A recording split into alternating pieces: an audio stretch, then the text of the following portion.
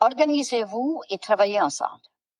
Travailler avec les médias aussi, il y a un peu de nous, puis nous pensait comme l'expression en anglais, c'est nimby, not in my backyard. Mm-hmm.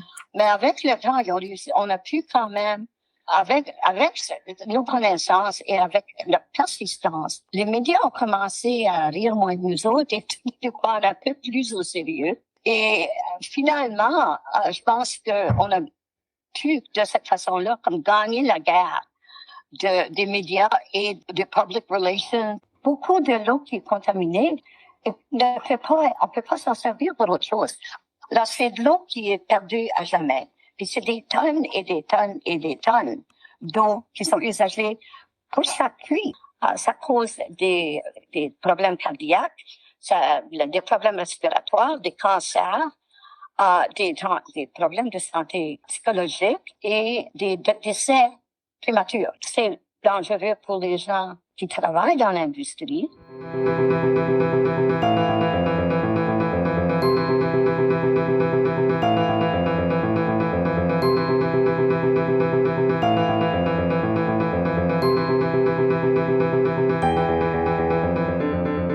Bienvenue dans un nouvel épisode du podcast L'Environnement au Canada, un podcast sur l'environnement au Canada réalisé par Sierra Club Canada. Je suis Diamond Yaw, votre animatrice de podcast francophone à Sierra Club Canada. Aujourd'hui, je discute avec Denise Melançon, écologiste avec l'Alliance anti-gaz de schiste du Nouveau-Brunswick. L'industrie pétrolière existe au Nouveau-Brunswick depuis plus de 150 ans, mais la population s'y oppose de plus en plus. En 2013, Southwestern Energy Resources a obtenu un permis du gouvernement provincial du Nouveau-Brunswick pour l'exploitation du gaz de schiste dans le comté de Kent. Ceci a suscité une grande vague de mobilisation citoyenne et de manifestations contre l'exploitation du gaz de schiste. Nous discuterons des conséquences environnementales de cette exploitation, de la mobilisation citoyenne et de comment lutter contre l'industrie pétrolière au Canada. Avant de commencer, je vous rappelle que vous pouvez agir en faveur de l'environnement sur notre site web sierraclub.ca. Nous avons beaucoup de pétitions, d'autres actions, d'événements et des mises à jour régulières auxquelles vous pouvez vous inscrire sur la page d'accueil. Vous pouvez également trouver Sierra Club Canada sur les réseaux sociaux et vous pouvez écouter l'environnement au Canada sur Harbinger Media Network, Spotify, Apple Podcasts, iHeartRadio et YouTube et partout où vous pouvez trouver vos podcasts habituellement. Ce podcast est également diffusé sur CKUT Broadcast Radio à Montréal au 90.3 FM toutes les 2 semaines. N'oubliez pas de nous suivre et de vous abonner pour recevoir le dernier épisode. Bonjour Denise, bienvenue au podcast L'Environnement au Canada. Donc, est-ce que vous pouvez vous présenter un peu? Je m'appelle Denise Melançon. Je suis travailleuse sociale, médicale. J'ai pris ma retraite il y a plusieurs années. Mais j'ai passé toute ma carrière dans les hôpitaux. Alors, c'est le milieu de santé qui m'a toujours intéressée et c'est tous les problèmes environnementaux que j'ai vus. J'ai toujours pensé, mais c'est quoi? Qu'est-ce que ça fait aux humains? Qu'est-ce que ça fait à l'environnement? Et qu'est-ce que ça fait à la santé, le bien-être des gens de faire certaines choses dans l'environnement? Et on a eu la chance comme vraiment d'étudier ça de près quand ils sont venus au Nouveau-Brunswick vers 2010-11 pour introduire la facturation hydraulique ici. Et c'est à ce moment-là que j'ai commencé avec des centaines et des milliers d'autres personnes, je dois dire, à se demander mais c'est quoi ça et c'est quoi l'effet de ces choses-là. Mm-hmm. Et c'est de là que moi je me suis vraiment intéressée à mieux comprendre c'était quoi exactement, comment ça impacte les humains et comment les impacts, le dommage à l'environnement, qu'est-ce que ça fait aux humains. Et c'est ça qui m'a comme amené à passer autant de temps et tout le travail que nous avons fait à travers la province pour prévenir quelque chose qu'on voyait comme un désastre environnemental, mais on a accompagné d'un désastre pour les citoyens. Mm-hmm. Alors, c'est un peu ça. Donc, vous êtes impliqué avec le groupe anti-gaz de schiste du Nouveau-Brunswick. Donc, est-ce que vous pouvez parler un peu l'Alliance, des... Oui. Donc, est-ce que vous pouvez parler un peu du travail de l'Alliance?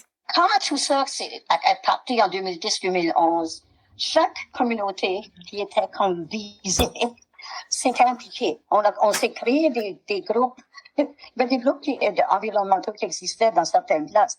La plupart des gens se sont organisés quand on a commencé à parler de venir ici et de faire cette chose-là. On a pu, à travers le réseau environnemental du Nouveau-Brunswick, se parler au début, on se parlait par téléphone. Éventuellement, on s'est formé à une alliance à travers la province. Et c'est cette alliance-là qui nous a permis d'organiser ensemble. Donc, chaque groupe continuait à être indépendant, faisait ses activités, mais ça nous a permis de se rejoindre comme un groupe à travers la province, finalement. Et on s'est donné deux buts. C'était, de ramasser des fonds pour aller en cours, pour arrêter ça. L'autre chose, c'était d'éduquer la population. Alors, on a vraiment travaillé vraiment très fort pour faire comprendre aux gens, l'industrie est arrivée avec le gouvernement pour nous dire ceci, il n'y a rien là, vous allez même pas savoir qu'on est là, il n'y a pas de problème. Tous les problèmes sont réglables. On va faire des belles règlements, des règlements là qui vont tout corriger, tous les problèmes qui pourraient être suscités. Déjà, on savait qu'il nous mentait en pleine face, que c'était vraiment pas vrai que tous les problèmes pouvaient se régler. Et alors, on s'est donné comme but de faire, vraiment, on a fait de village en village, de ville en ville, et on est allé leur dire, OK, c'est ça que l'industrie nous dit pas, c'est ça que le gouvernement nous dit pas. Et au début, on travaillait avec les médias aussi, il riait un peu de nous, ils nous pensaient comme, l'expression en anglais, c'est nimby, not in my backyard. Mais avec le temps, on a pu quand même, avec nos connaissances et avec la persistance, les médias ont commencé à rire moins de nous autres et de prendre un peu plus au sérieux. Et finalement, je pense qu'on a pu, de cette façon-là, comme gagner la guerre des médias et de public relations. Finalement, c'était clair que le gouvernement et l'industrie mentaient, et nous, on pouvait leur dire les vraies choses. Alors, c'est la seule façon, finalement, qu'on a réussi à diriger cette industrie-là, parce que normalement, on n'aurait pas dû gagner. Mais c'est vraiment en s'organisant et en travaillant ensemble qu'on a pu réussir ça. Oui, donc pour les gens qui nous écoutent, est-ce que vous pouvez expliquer un peu c'est quoi le gros problème du gaz de schiste au Nouveau-Brunswick? Le gaz de schiste, je peux résumer ça très facilement. Il y a un document qui s'appelle, c'est en anglais, mais c'est le Compendium of Scientific Medical Media Findings Demonstrating Risks and Harms of Fracking. C'est un groupe de médecins et de professionnels de la santé qui se sont donné le but de ramasser toute la science là-dessus. Alors, les problèmes qui ont pu déterrer, c'est que tous les problèmes ne sont pas réglables par les règlements. Un gros problème, c'est qu'il y a tant de puits, des milles et des milles et des milles puits sont forés et souvent abandonnés. Et tous ces puits-là émettent des émissions toxiques dans l'air ou peuvent continuer à contaminer l'eau. Ça accélère les changements climatiques parce que le méthane, qui est le gaz naturel, est un gaz qui est encore plus important que le CO2 pour réchauffer la planète. Beaucoup de l'eau qui est contaminée, on peut pas s'en servir pour autre chose. Là, c'est de l'eau qui est perdue à jamais. Puis c'est des tonnes et des tonnes et des tonnes d'eau qui sont usagées pour chaque puits.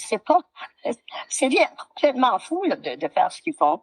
Polluer l'air de façon assez importante. Alors, si on met comme un site et on a un puits, puis ensuite on décide, on va avoir 20 puits sur ce site-là, 20 puits vont émettre beaucoup plus d'émissions de pollution dans l'air qu'un puits. Alors, c'est comme, c'est l'envergure de l'industrie qui est le plus gros problème. Parce que c'est pas comme un puits ordinaire, conventionnel, où on creuse un trou dans la terre, puis pendant des années, on va aller chercher l'huile ou le gaz là. Ceci, il faut continuellement faire d'autres puits. Alors, c'est un autre des gros problèmes. Alors, la pollution de l'air, puis les problèmes de santé qu'on a pu déterrer ou qu'on a pu déterminer là, par la science, c'est des bébés nés trop tôt, des bébés nés avec des problèmes en naissant. Ça cause des problèmes cardiaques, des problèmes respiratoires, des cancers, des problèmes de santé psychologique et des décès prématurés. Alors, toutes ces choses-là sont documentées. Il y a au-delà de 120 études qui démontrent ça. Là. Puis, une étude, il y en a plus, 2 études, il y a quelque chose là. Quand tu as au-delà de 100 études qui te disent ceci, c'est un problème et ça cause des problèmes aux humains, il faut commencer à croire à ça. C'est dangereux pour les gens qui travaillent dans l'industrie. Il y a très peu d'études qui regardent vraiment c'est quoi l'impact de ces gens-là. Quoi faire avec toute l'eau usagée, contaminée. Quoi faire avec tous les déchets solides qui sont radioactifs et toxiques. Ça va où ça? Parce que c'est des tonnes d'affaires. Puis, des fois, ils se sont, c'est pour se défaire des déchets liquides comme les eaux usagées, mais ils se sont mis à mettre ça dans la terre, ce qui cause souvent des tremblements de terre. Puis même la fracturation hydraulique cause des tremblements de terre. Donc ça finit plus là. Il y a des bouts de radioactivité qui, quand on creuse dans la terre là, il y a de la radioactivité qui cause pas de problème quand c'est enterré, mais quand on amène ça à la surface, où est-ce que ça va? Moi, je ne sais pas. Dieu le sait peut-être, mais moi, je ne sais pas. Puis, j'ai l'impression que les gens, c'est pas très clair pour eux. Qu'est-ce qu'on fait avec ces déchets-là? En tout cas, ça finit jamais. C'est quand on se met à forêt en quelque part, les oiseaux disparaissent, les animaux sont écartés parce que c'est le bruit et la lumière, c'est comme ça devient intolérable. Alors, puis c'est vraiment, on est censé avoir droit à un environnement sain, mais tu peux pas faire ces choses-là et respecter le droit des humains à vivre dans un environnement qui est pas dangereux pour eux. Alors, c'est à peu près ça. Grosso modo, là, c'est ça la liste des problèmes qu'on peut voir et qu'on a vu. Et qu'on nous, en lisant et en regardant partout ailleurs, qu'est-ce qui se passait, on a compris que même si tous ces problèmes sont là, que les gens qui vivent là se plaignent de tous ces problèmes-là, une fois que c'est parti, on ne peut plus l'arrêter. Alors, nous, on s'est donné le but là, de l'arrêter avant que ça commence. Le Québec ils ont été très sages parce que eux, ils ont fait une vraie évaluation au niveau de la population, au niveau de l'environnement, et finalement, ils ont décidé que ça, c'est fou, puis on le fait pas. Alors, le Québec a pas vécu ce que les gens du Nouveau-Brunswick ont vécu, ou ce que les gens dans les provinces où où l'industrie fonctionne déjà, ont pas nécessairement les protections voulues pour vraiment évaluer l'impact parce que pour évaluer l'impact sur les humains, il faut étudier les humains. Alors, c'est quand on appelle, c'est comme si on approche le gouvernement, les gens qui font les règlements et dire, bon, ben, nous, on se sent pas bien, ou notre eau est contaminée, mais ils vont aller ailleurs et dire, ben, nous, on a testé l'eau là-bas, là, vous avez pas à vous préoccuper, l'eau est correcte. Mais on peut pas savoir si l'être humain est atteint sans regarder l'être humain. Et c'est quelque chose il y a aucune place où les règlements demandent un suivi c'est d'avoir une évaluation de base de la santé de la population pour pouvoir comprendre si les gens commencent à être hospitalisés plus souvent, ont des problèmes d'asthme et se ramassent aux urgences plus souvent, tous les hospitalisations pour les crises cardiaques, ces genres de choses-là. Si on n'a pas un bilan de base, on ne peut pas voir que si ça arrive. Je sais que je parle beaucoup, là, mais je ne sais pas si tu as des questions au niveau de ce que j'essaie d'expliquer. Oui, ben dans le fond, vous avez nommé beaucoup d'effets sur la santé du gaz de schiste. Donc, et vous avez dit plus tôt que le gouvernement nous mentait. Donc, est-ce qu'il y avait des mensonges au niveau des conséquences sur la santé? Ici, donc pour nous, c'était clair que le gouvernement, ce qu'il nous disait était pas vrai. Et on était capable d'aller démontrer que quand il nous disait donc non, c'est très sécuritaire, il n'y a jamais de problème, l'eau est jamais contaminée, on va faire un monitorage, l'air va être clair, l'air va être correct. Mais quand les chercheurs indépendants allaient voir ces choses-là, on voyait que ce que le gouvernement disait, ce que l'industrie disait, ne correspondait pas à ce que les chercheurs trouvaient.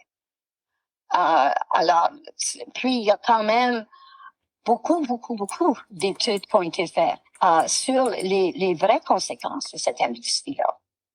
Mais il semble y avoir comme deux réalités. Il y a la réalité de tout le monde qu'on vit tous les jours, et il y a une réalité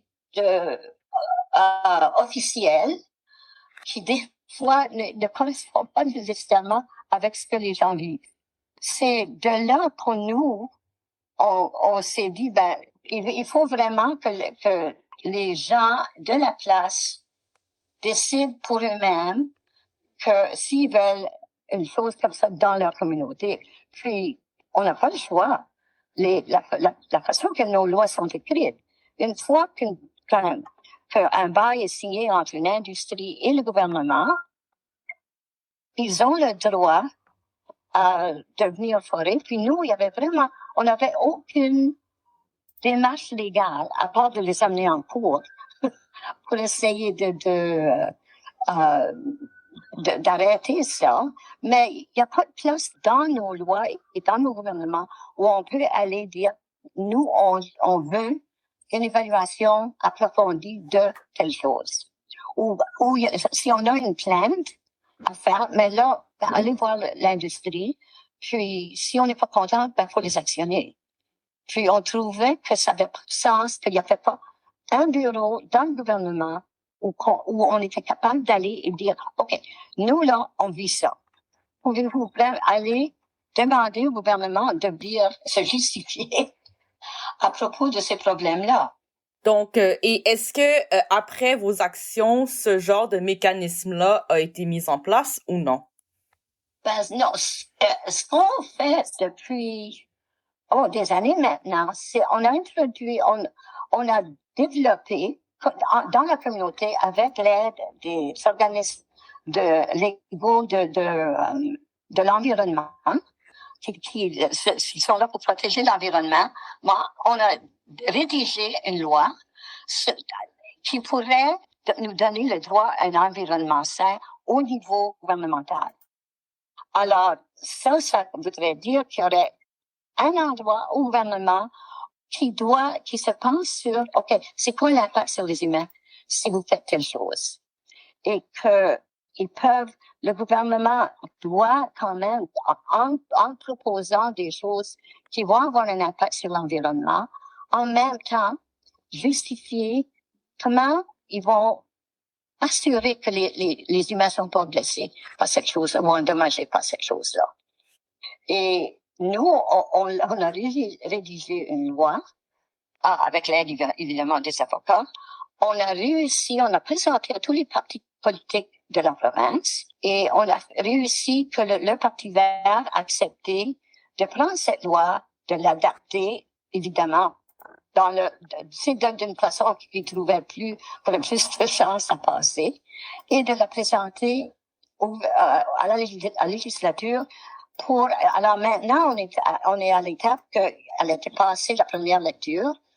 On est rendu à la deuxième lecture et on a fait, par une unanimité, le gouvernement a dit oui, ça peut passer au comité législatif qui, eux, se penchent sur, OK, qu'est-ce que ça dit? Qu'est-ce qu'on devrait changer? Qu'est-ce qui est acceptable? Le langage, qu'est-ce qu'on va faire avec ce langage pour essayer de donner la chance à la population d'avoir une loi qui les protège dans ce sens-là. Alors, faut que ça soit pas, pour que ça devienne loi, il faut que ça passe à une troisième lecture et en c'est où on ait assez de votes pour que ça soit accepté comme une loi. Alors, on est rendu assez loin dans ce processus-là. Et c'est encourageant parce que ça vient de se passer. On est allé, quelle date, là? Il n'y a pas tellement longtemps, en tout cas, une semaine ou deux passées, que ça a eu ça est allé pour la deuxième lecture. Et de là, ça s'en va au comité législatif. Alors, on est très contents, on est très encouragés que c'est allé jusqu'à ce point-là. Et on a fait beaucoup de lobbying auprès de tous nos députés pour les faire dire oui, au moins, on accepte en principe que c'est une loi qui devrait passer. Donc, si cette loi passe et réussit à être implantée dans la province, comment est-ce que les citoyens et citoyennes peuvent l'utiliser? D'ailleurs, en partant, c'est que le gouvernement doit aller et exposer et regarder vraiment de façon beaucoup plus profonde c'est l'impact possible pour les humains. Parce que une des choses les plus étonnantes que j'ai jamais appris de ma vie, c'est que quand ils font des évaluations de l'environnement, il n'y a pas d'humains dedans. Ils nous ont carrément enlevés de la Terre. Alors, ça les force à regarder que, oui, il y a des humains qui vivent. C'est pas seulement la petite grenouille en danger d'extinction, là. A besoin d'être protégée. Il y a des humains là-dedans. Et qu'est-ce que vous allez faire pour protéger les humains? Alors, ça c'est de un. Et si jamais il y a des problèmes, on a des questions, on n'est pas satisfait des réponses du gouvernement, il y aurait comme un genre de commission où on peut aller et poser des questions et poser des plaintes. Mm-hmm. Et que là, c'est pour vraiment que le gouvernement réponde de façon très concrète aux plaintes. Plutôt que de dire, non, on va aller, faites-vous-en pas, il n'y en a pas de problème, ou être obligé d'aller, c'est aller en justice et payer des fortunes pour un avocat pour essayer de régler un problème. Il y a un endroit au gouvernement où on peut aller, qui a le pouvoir quand même d'insister que le gouvernement fasse telle chose. Nous avons déjà un ombudsman, mais l'ombudsman n'a aucun pouvoir. Il peut faire des recommandations, il peut leur dire, là, on trouve pas que vous faites pas ça tout à fait correctement, mais le gouvernement n'a pas besoin d'agir.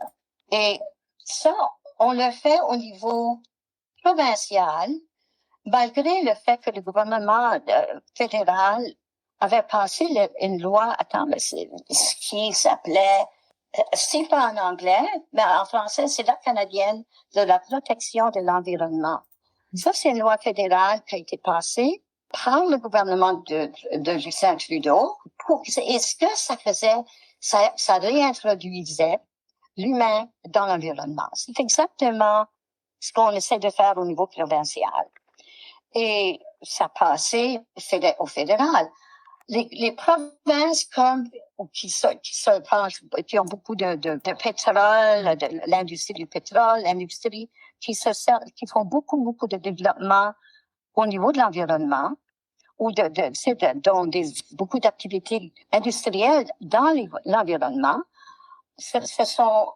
ont actionné le gouvernement fédéral et la course en disant, ça, là, tout ce qui a lien aux ressources environnementales comme la forêt, les mines, tout ça, ça appartient aux provinces et ils ont demandé à la Cour suprême du Canada de dire avec comme eux que ça, le CIPA avait rien à faire là-dedans. Alors, la loi fédérale ne s'appliquerait pas.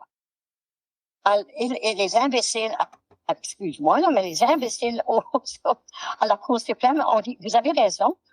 Alors, ce que le gouvernement fédéral a essayé de nous donner comme protection nous a été enlevé par nos provinces. Alors, c'est pour ça que nous, on a besoin de ça dans la province. Donc, est-ce que vous avez des conseils pour des personnes dans d'autres provinces qui essaieraient de passer une loi similaire? Organisez-vous et travaillez ensemble. La seule raison, comme c'est une des choses importantes que je voulais dire à propos de comment on a réussi au Nouveau-Brunswick de faire partir une industrie que personne pensait. On était les seuls au monde qui pensaient qu'on pouvait gagner. Puis, heureusement, on ne savait pas qu'on pouvait pas gagner. Alors, on a persisté.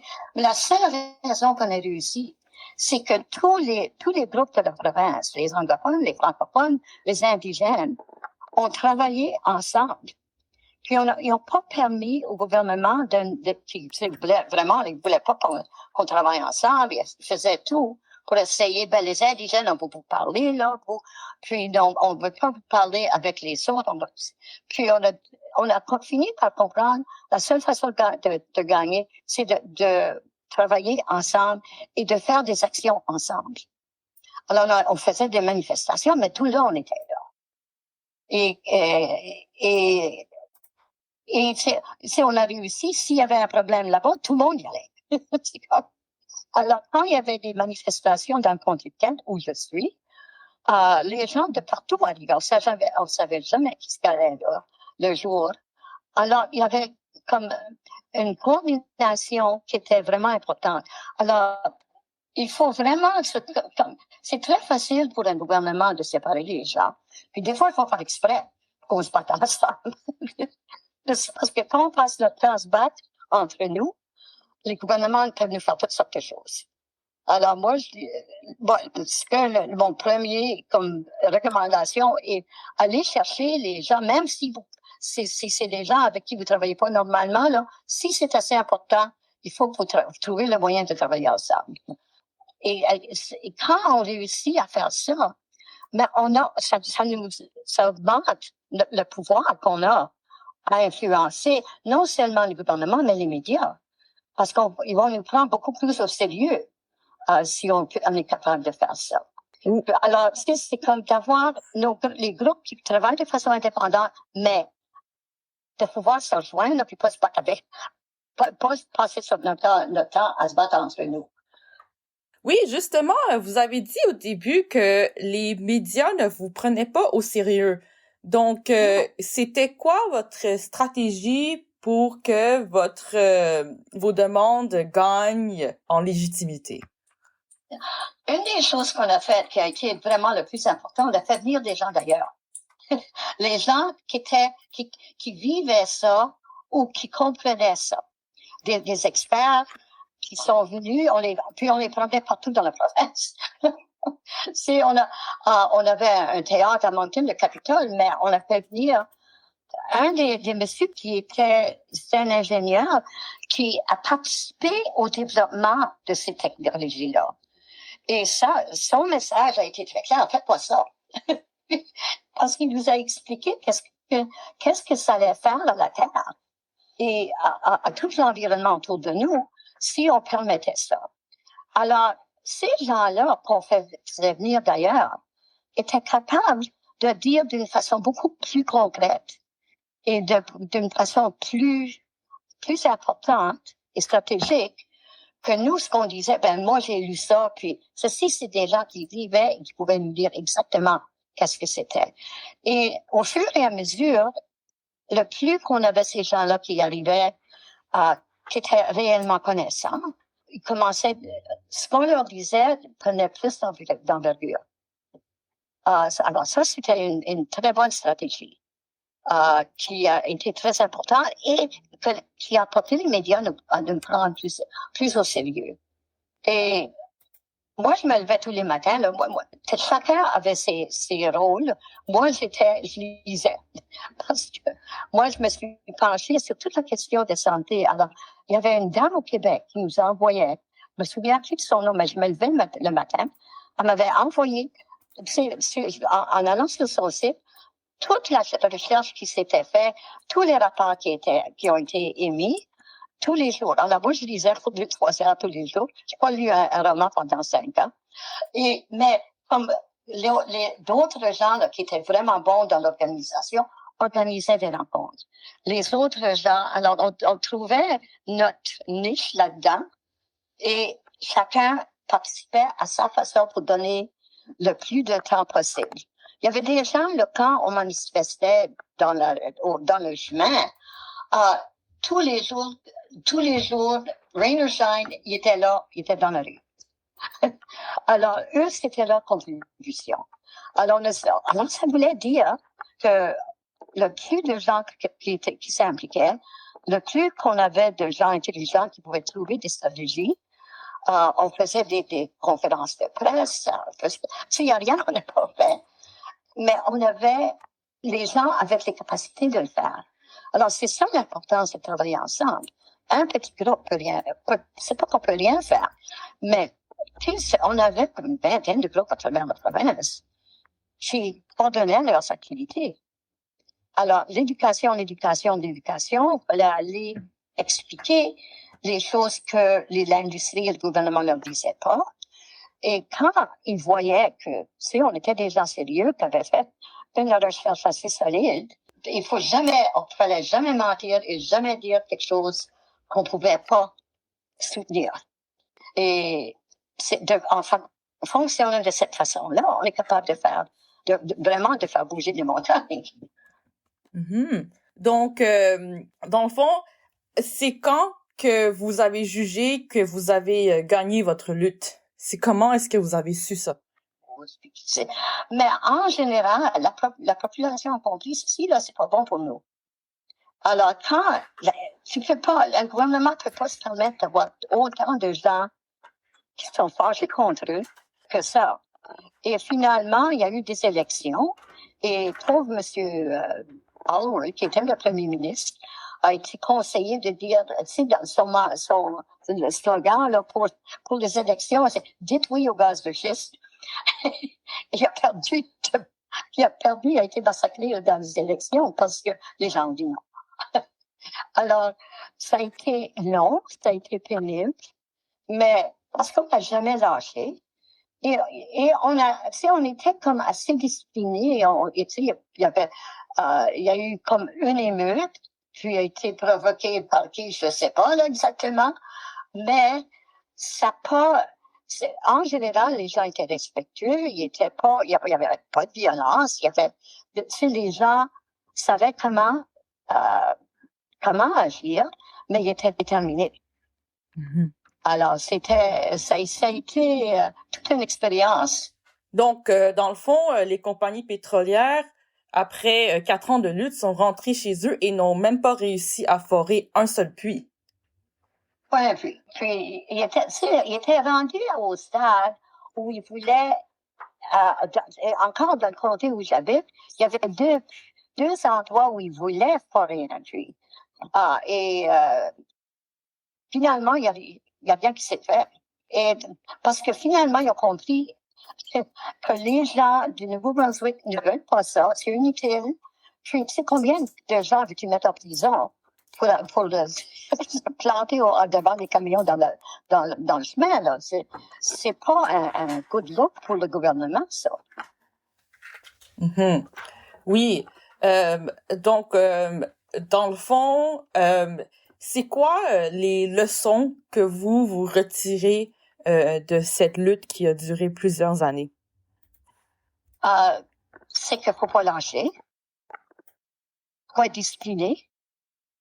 Faut pas se battre entre nous. Faut trouver, tu sais, ceux qui sont bons dans l'organisation, laissez-les organiser. Alors, c'est ça que je disais. Une population unie, tu sais, une population unie peut gagner. heureusement, on est dans une démocratie, alors il y a des limites de ce que le gouvernement peut faire pour nous arrêter. Puis il ne peut pas nous arrêter de parler. Pour en savoir plus que le gouvernement, pour que les gens avec qui on a des entretiens. Par exemple, on avait des meetings, on avait des genres de panels ou des gens.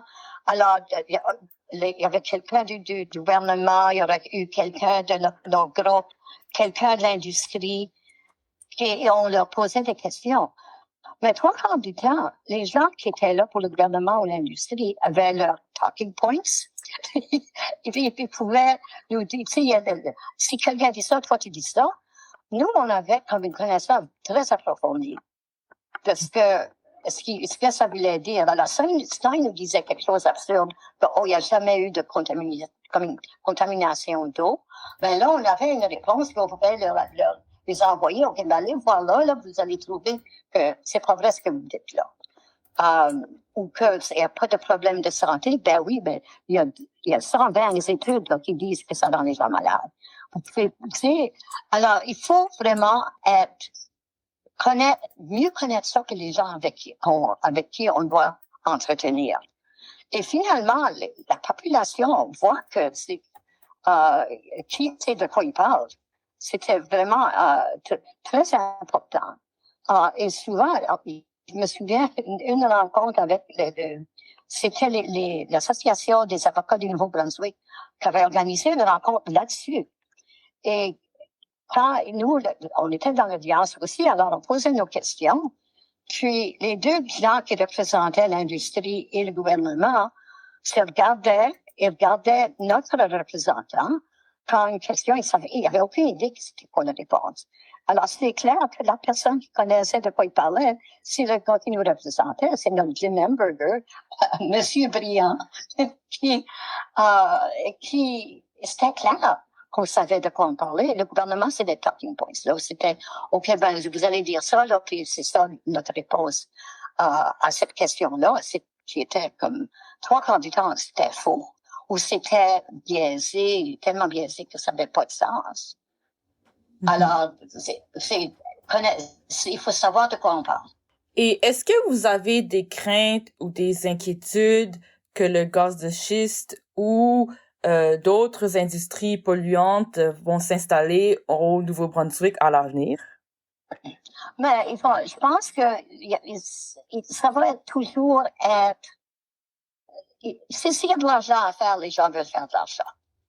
Et souvent, c'est très difficile, là, quand on passe de la possibilité d'argent devant certaines personnes, là, beaucoup de personnes, mais tu sais, ils développent un genre de gel au cerveau cérébral parce que l'argent, si c'est ça la seule valeur, ils vont peut-être se faire convaincre que c'est une bonne chose. Mais ce qu'on a fait ici, c'est la même chose. Il faut vraiment savoir de quoi on parle et essayer d'aller chercher et d'encourager les gouvernements à agir de façon qui est plus ou de vraiment exiger que le gouvernement regarde l'environnement comme on devrait tout regarder l'environnement. C'est notre chez nous. On fait partie de l'environnement, puis on ne peut pas faire des choses pour endommager l'environnement sans se faire mal à soi. Et il faut toujours être prêt à manifester et s'organiser. S'ils arrivent, puis ils veulent nous garder foleries encore. C'est très tentant parce que là, maintenant, là, OK, ben, avec tous les drames qu'on vit entre nous et les États-Unis, puis on parle de l'éoduc un peu partout, puis on a besoin de nos ressources naturelles, faut vraiment les développer. Mais il faut quand même dire bon. Et on a quand même le pouvoir il reste quand même un pouvoir de citoyen d'aller et d'insister qu'on respecte la nature et l'être humain. Et c'est encore pour ça qu'on a essayé de faire passer cette loi-là qui nous donne encore un autre outil. Un outil plus efficace que les outils qu'on avait avant. On peut toujours les actionner. On avait ramassé comme ça une centaine de mille dollars pour actionner le gouvernement, juste au niveau du gaz de schiste. Mais c'est une autre piste aussi. Alors, se servir de tous les outils possibles. Oui, donc ça fait le tour de mes questions aujourd'hui. Donc, avant qu'on termine, est-ce qu'il y a quelque chose que vous jugez qui est très important, mais dont on n'a pas encore mentionné aujourd'hui? Au fond, je pense que j'espère que j'ai été claire. J'espère que ça a été intéressant. Mm-hmm. Et non, mais je suis très contente que tu me poses ces questions-là. Mais merci beaucoup, Denise. Et merci, Diamond. Avant de terminer aujourd'hui, je vous rappelle que vous pouvez vous mobiliser pour les enjeux environnementaux en visitant sierraclub.ca.